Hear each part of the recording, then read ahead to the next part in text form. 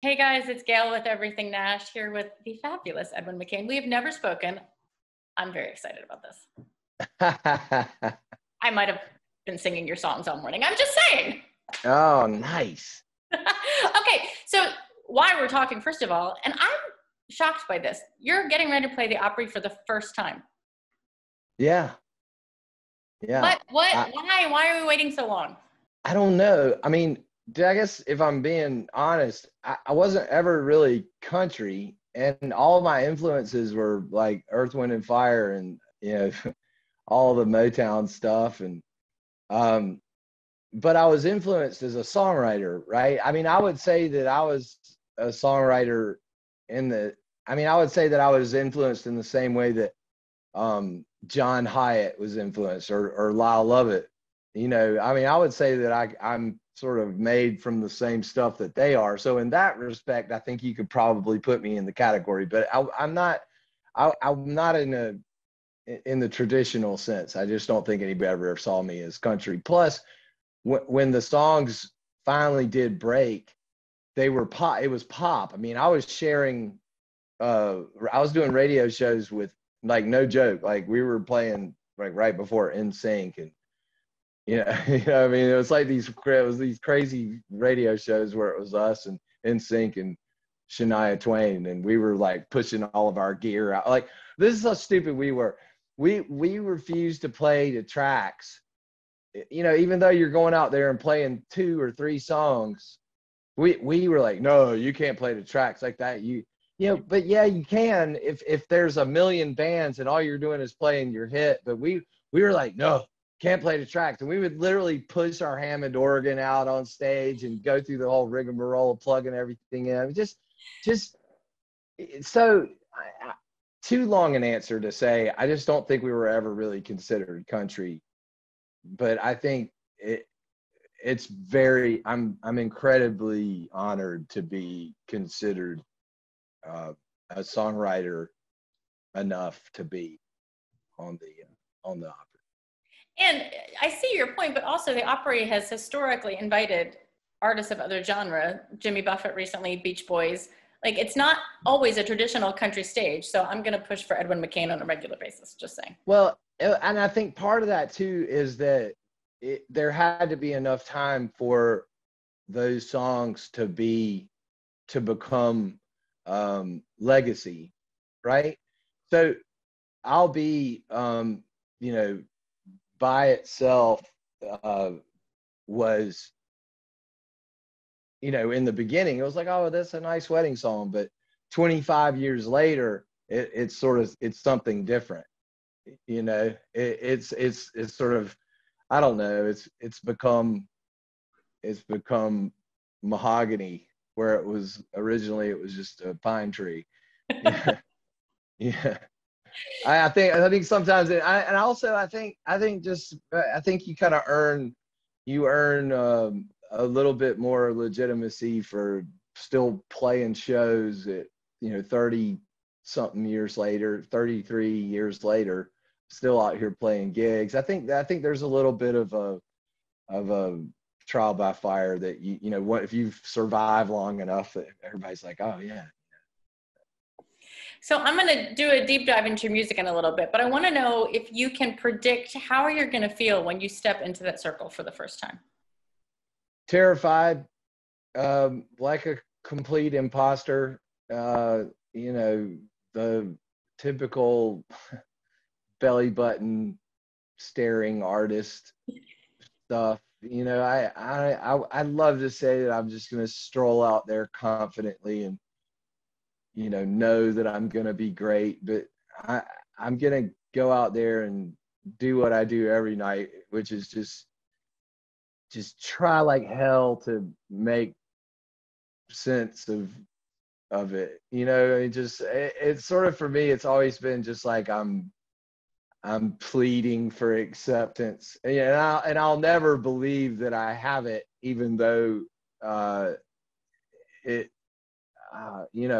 the time has told the truth. But it's part of, I accept that it's part of my nature, but it also makes me try really hard even if there's only 10 people in an audience, right? So like I show up and try the same in every setting, because it always feels like, this could be the gig, this could be the one.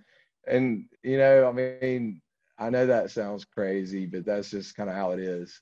The narrative in my mind is never going to be Edwin McCain with Imposter Syndrome, because your legacy proves otherwise. Well, yeah, but I guess it goes back to like how it all started. So I was a dyslexic little kid who couldn't read in elementary school, but I could sing in church choir. And so everybody, life wasn't very good with the adults when I was in school. And as soon as I started singing, everybody seemed to like it. I was like, all right, well, let's do this. They seem to like it when I sing. So it's sort of, it all goes back to that. I'm sure it does. I spent but in the same breath, it always makes it matter. You know what I mean? Like it's never not important to me. Well, and that's why you're still touring and making all this music these years later. I think so. Okay, you referenced your big hits, I'll Be, and I Could Not Ask for More. Did you have any inkling when you released either of them that they were going to be big songs? I didn't know. I knew that I'll Be was a good song by the initial response to playing it for people. Because, you can always tell, especially when you've been playing for a certain audience for a while and you go, okay, well, now I'm going to play a new song. Everybody goes and gets a beer. And that wasn't the case. This song connected instantly. I knew we had something on our hands. The commercial side of it required an incredible amount of shucking and jiving. And the stuff that we did to get that song to go is, I could probably, now the statute of limitations has run out.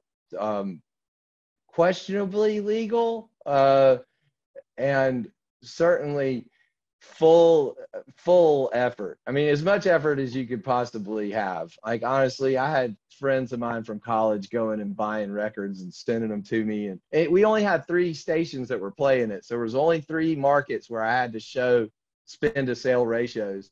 So I called every friend I had from grade school on and employed them all to go to record stores and talk to people. And I mean, it was a 3-ring circus. I spent every last dollar I had trying to get a blip to happen where the record company would say, hey, something's happening over there. And it worked. I mean, it was a 3-ring circus. I mean, we weren't doing anything that the big artists were doing. We were just stupid enough to try it with only 3 markets playing it. And like I told my manager at the time, I was like, look, when we started this, we were broke. So this is our last shot. They had made it really clear this was the last single they were ever going to release from us. And if it didn't do anything, we were back to working at the pizza place. And so I told my manager, who was my college friend at the time, I was like, dude, when we started this, we didn't have $1. So why wouldn't we just throw every dollar we have at this? One last hoorah. If it works, great. If it doesn't, we're back to where we started from. And that was, that wasn't that long ago. It was like 5 years. We lost 5 years. Who cares? Love it. Okay. And then I Could Not Ask for More. Diane Warren penned that one. Not many artists are fortunate enough to cut a Diane Warren song. So talk about that one. So I didn't want to do it. So this is what a dummy I was. Okay. And I know the record management company, everybody cringes when I tell the truth, but they called, we were in the middle of making the record, and they called and they said, Diane Warren wrote a song for you. And I said, who's Diane Warren? I didn't know she was. And I listened. I had the weirdest musical taste. I was listening to Bob Mould and, David Wilcox, and like, I didn't know who Diane Warren was. And they sent us the song, and I was like, yeah, I'm not doing that. And they were like, what are you talking about? Like, nobody says no to Diane Warren. I was like, well, I am. Bye, click, And so now all of a sudden, I'd love to have been a fly on the wall at the record company going, this idiot you know. And so they said, well, what if we pay you to cut this song for a soundtrack? And I was like, well, how much? Right? Like seriously, 26-year-old me, such an idiot. I was like, okay, I'll do it. Okay. So I cut it. They put it on the soundtrack. But then while I was still making my record, they took the song and released it and made a hit out of it. And they're like, guess what? It's going on your album, right? Like those poor people at the record company were having to come up with like these schemes to deal with how stupid I was. And so I literally had a hit in spite of myself. And Diane and I actually became friends because she has the same personality that I do. Like, and she loves the fact that I didn't know she was. And she's got a fouler mouth than I do, honestly, which is pretty impressive. And we just ended up hitting it off. And I ended up cutting another song for her just as a thing for a soundtrack with her and David Foster.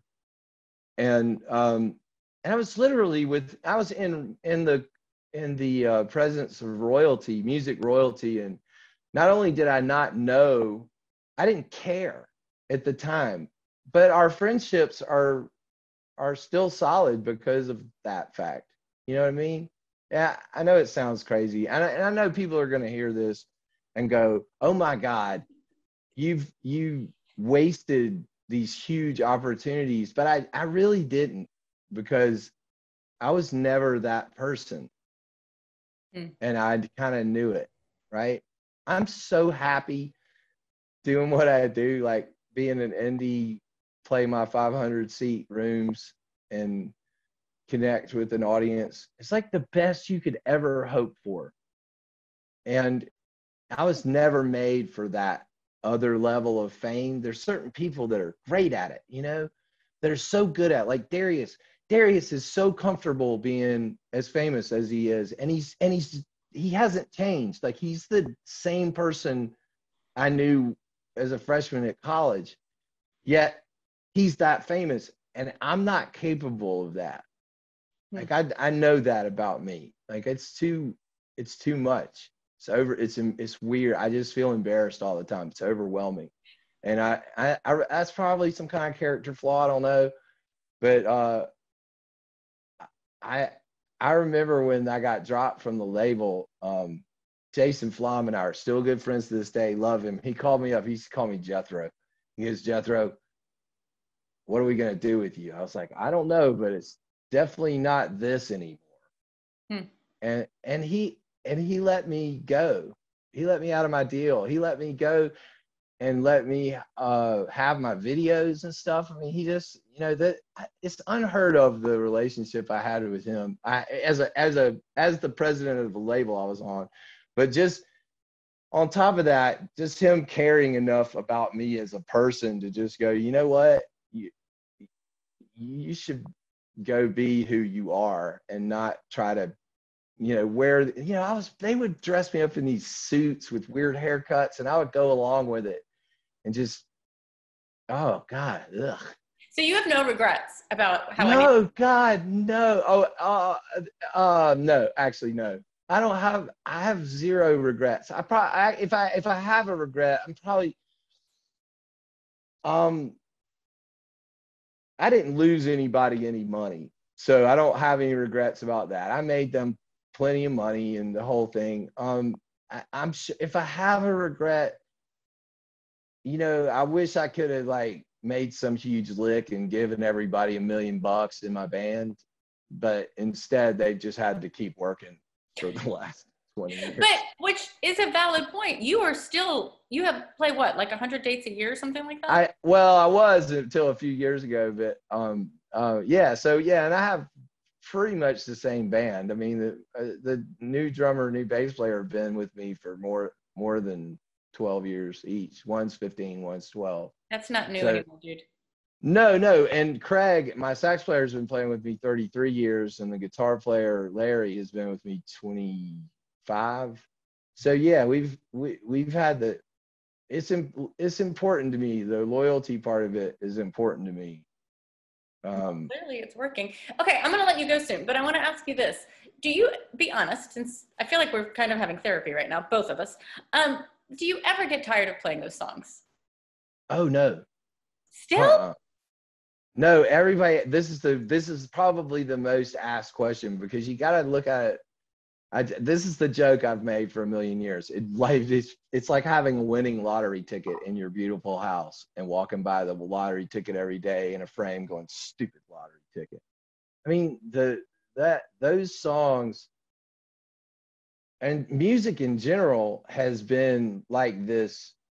It's saved my butt so many times, and that's partially the reason why I don't play too many shows and I have other businesses that I do, because I've always had this feeling like I can't always rely on music to deliver everything, right? So my thinking is, if I show it respect and I find other ways and I work hard doing some other things to generate income, and that way I don't ever get resentful towards music because it's not providing me enough. Like, and so music is only this beautiful thing that I do that's important, because we all get together for a minute and we find some common ground, and we share, we try to find the things that we don't really feel comfortable talking about, or I try to mine out the poetry of whatever this life is and share it with you, which I think is really the nature of the songwriter. Is really for me to go in here and dig in the dirt and find the things that are true, and then go, hey, look what I found. And hopefully you go, yeah, I found that too. And in that moment, we all sort of enroll ourselves in each other's life for that time. And that's important. And that's all I want it to be, And it's real easy to get lost in the 18-wheelers and the lights and the other stuff.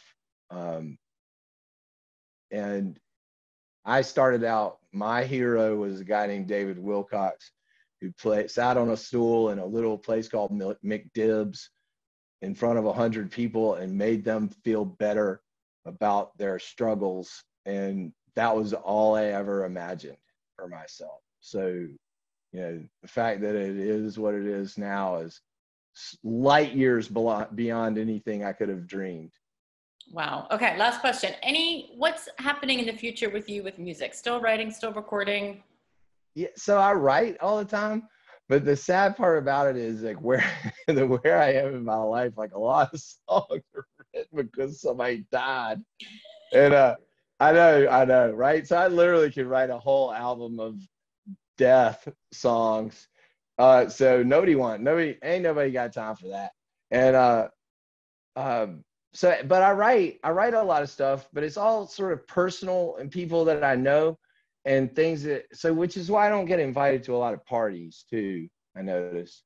I write songs for people and I send them to them because they remind something about their life was poetic to me. And so I'll write a song and I'll just send it to them. And that's the audience that it goes to. And it's cool to me. Like, that's even cooler. And I guess eventually I'm going to release some of them, but let's be honest. Like, every time, like, I tease my crowd all the time. I'll walk out on stage and go, tonight I'm going to play nothing but new songs. And they all go, oh God, no. Cause you know what I mean? I'm guilty of it, because every time I've gone to see AC/DC, who I love more than anything, I know what I want to hear. And it ain't new songs, right? So people say they're not, and it's nice for people to ask, when are you putting out a new record? I'm like, I'm not, because you're not going to listen to it, because I wouldn't listen to it. I mean, everybody loves the stuff they know. So I feel like now I'm sort of in that weird spot of, I'd love to make another record and put another record together, but let's all be honest about who's buying that. About 5% of our of our friends are going to actually buy and listen to a new record from me. Well, I mean, if you do, unless maybe I was like on like a feature on like a Lil Nas X or something. You know what I mean? if you do another album, I will buy it. And I don't ever buy it because people give them to me. But if you do one, I will buy it. Well, you know what? Maybe this is like, maybe you're the reason. I'll blame you. I'll say you're the reason I've made another record, because I at least knew that I'd sell one. It's me. It'd be me. Edwin, it is so fun to talk to you. I'm so glad we got to do this. And best of luck to you in your Opry debut. It's going to be fantastic. Thank you.